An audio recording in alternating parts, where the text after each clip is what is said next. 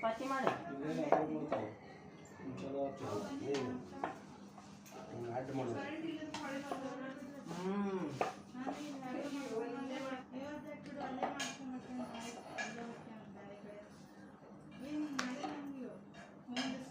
ಅದು ಹಚ್ಕೊಂತ ಆಕೆ ಹಚ್ಕೊಂತ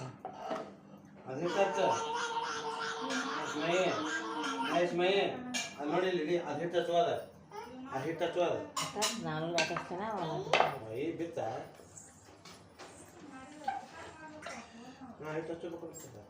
ಹ್ಞೂ